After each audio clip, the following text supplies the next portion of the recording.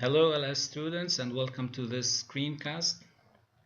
I'm going to explain the experiment in page 188 in your biology book, and especially the graph that goes along with this experiment.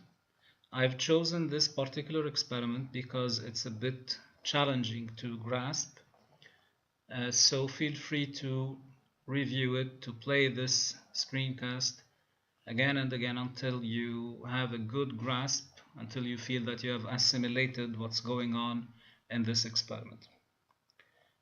Okay, so let's start. So basically what's happening is that we're applying a stimulation to this nerve. The stimulation is applied by these stimulatory electrodes over here, S1 and S2. And the response of the nerve is recorded at a certain distance marked by this arrow, this double-headed arrow. Okay, so we start by actually recording the response of the nerve at a distance of 15 millimeters, and this response is the one that we see over here.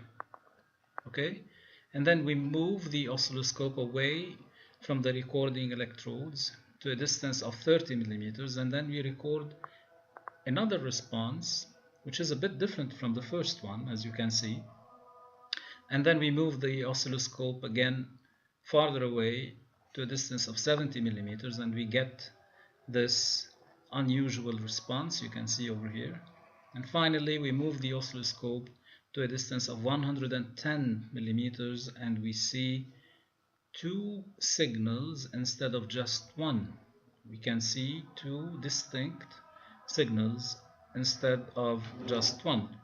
So how do we explain these results? We are applying one stimulation to the nerve, and we are recording a response whose actual shape changes as a function of the distance between the stimulatory electrodes and the oscilloscope recording this response, which is quite unusual. Let's see how we can explain the obtained results. Okay, so to sum up the experimental setup, we have an oscilloscope you can see over here, and we have a pair of stimulatory electrodes. We're applying the stimulation, we're recording the response using this oscilloscope, and then we're moving the oscilloscope either closer to the stimulatory electrode and repeating the experiment, or farther away and then repeating the stimulation all over again. That's how the experiment is set up. Now, in my opinion, the best way to explain the obtained results is by using a simulator, and I have already prepared such a simulator. We can start using it right away. So in this simulator, we can see two oscilloscopes placed at different distances from the stimulatory electrodes, the one you see over here. And we're going to apply a stimulation to the nerve by clicking this button.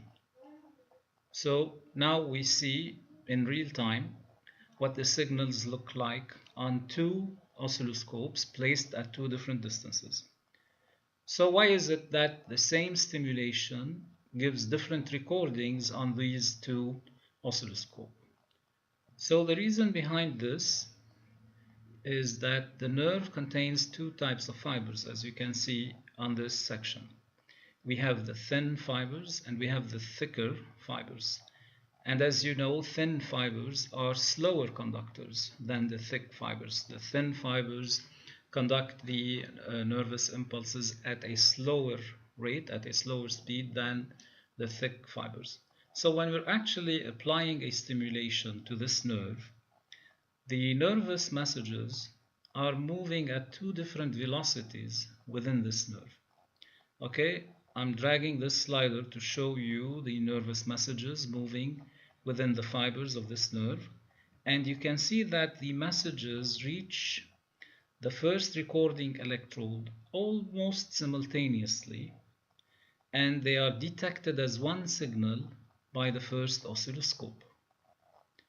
Whereas upon reaching the second oscilloscope, the faster conducting fibers, the thick fibers, conduct the action potentials, as we said, at a faster pace, at a faster speed, and thus these action potentials, these nervous messages, they reach the second recording electrode way ahead of the other action potentials, which are actually moving in the slower conducting fibers.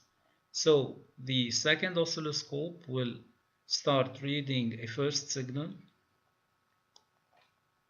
and then when the slower messages reach the recording electrode, it will read the second message, and that's why you have two distinct signals in response to one stimulation. I hope you've enjoyed this. I hope that I made it as clear as humanly possible for you, and I urge you again to watch it several times in order to get a good grasp of what's happening in this nerve.